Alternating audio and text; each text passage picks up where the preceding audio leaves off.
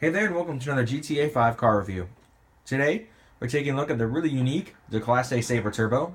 So it'll be an in-depth review of the Sabre Turbo. We'll start it up, show the engine, get an exhaust clip, as well as take a look at the interior and exterior, take it for a test drive, and do some little fun stuff like burnouts and drifts and stuff, because this car is pretty fun and it's probably one of the most customizable in the game, and was one of my first muscle cars I've ever owned. So, let's go ahead and start up the Sabre Turbo. Now, being a former Sabre Turbo owner, having seen how customizable these cars are, I felt the need to go and get myself another one. So, of course, as you've guessed it, it's a personal vehicle. So you can use your vehicle remote to turn on remote start, turn on your lights remotely as well. You can also use it to turn on neon lights if they're equipped, and radio stations as well. You can turn the radio off as well as change the station. I'm going to go ahead and shut the engine off since I forgot to do so. The car is pictured in a factory issued burgundy red metallic. This car has been completely unmodified.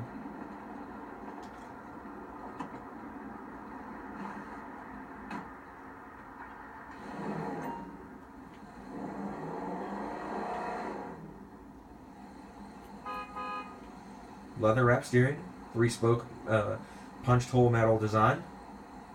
Power's routed through a 4-speed transmission. This vehicle knows it's going to be automatic since this is, of course, Grand Theft Auto. There's no such thing as a manual. Let's go ahead and check out the rest of the vehicle, shall we? Going to go ahead and fire the engine up from a low start with the vehicle malfunctions so we can have it running in the back. The Sabre Turbo is one of the most customizable, if not the most customizable muscle car in GTA 5. With the other customizable muscle cars, including the Vapid Peyote, as well as others such as the Phoenix and the Dukes, I think the Sabre Turbo, having the most selections, I can't remember exactly how many, is the most customizable of the muscle cars. It is also one of the relatively easiest to find. I have owned 2 Sabre Turbos now, one actually being slightly modified. It was yellow with black racing stripes.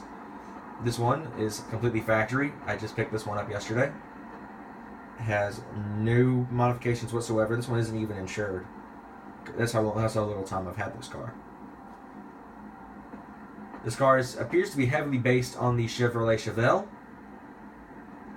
with cues showing in the front end as well as just the overall size of the vehicle. Let's go ahead and pop the hood, shall we? Because this vehicle is not purchasable on the internet. I can't really show you guys where to buy one. Under the hood, as the badge suggests, is a 565 cubic inch carbureted V8. While the car's name is the Sabre Turbo, there is no turbo on this engine whatsoever, because usually they'd show up. It's the same story with the Vapid Sand King when they say it's a turbo diesel. Now there is no turbo or diesel sound to it, because I can tell the difference between a diesel and a gas engine in this game, of course.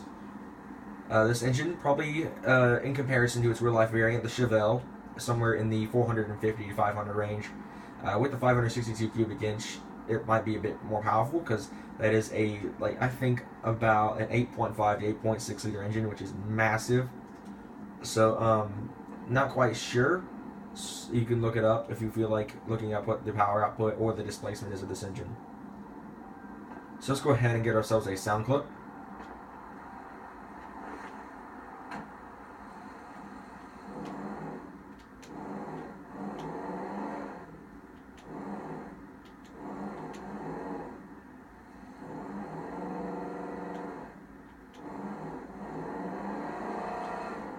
Shooter sure does take a while to get up to revs.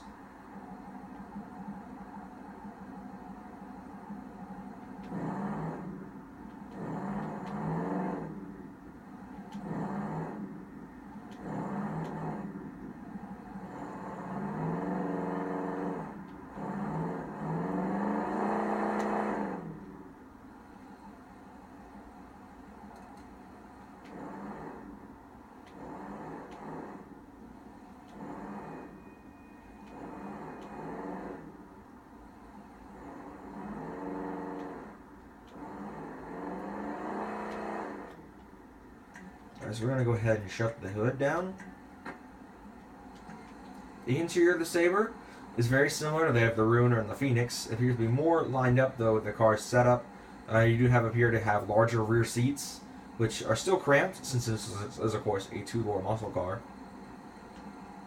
You have what appear to be holes in the seats, but those appear to be intentional with stitches and stuff. Black leather seats with white stitching. Power locks, but manual windows, which is kind of interesting. You have a leather door handle. Some carbon inserts on the dashboard. You have what appears to be voltometers, oil pressure gauges, and stuff off to the right, as well with your temperature gauge also in that area. With the fuel gauge in the middle of the tachometer and speedometer, the tachometer on the right, and the speedometer on the left. You have an air conditioning vent to the left of the steering wheel, with another being, well, that appears to be the only air conditioning vent.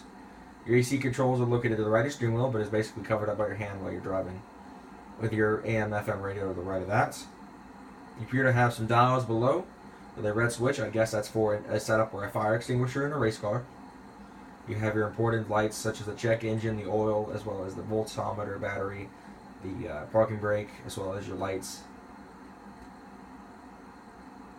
We'll go ahead and turn on the low beams again. So let's go ahead and check out the trunk.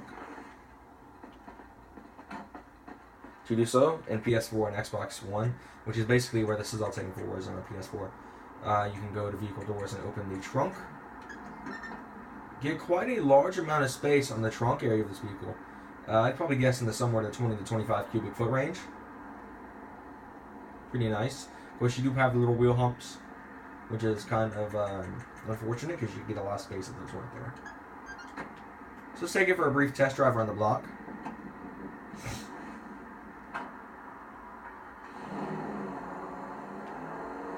And unlike the Surfer we recently reviewed, this car can take the hill easy. As well as jump right in the middle of the street. A pretty nice Albany Buccaneer ahead of us. My brother has one.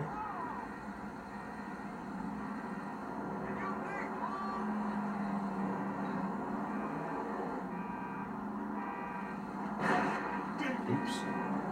I turned left. Ah, great. The guy like stopped in the middle of the road. I just keep running into him. Move out of the way. Oh, great. Another one of these. I'm just going to go around just to make this a bit faster. So let's hit a light pole. Alright, so the car has just suffered some minor damage because of that idiot stopping in the middle of the road and me hitting a light pole.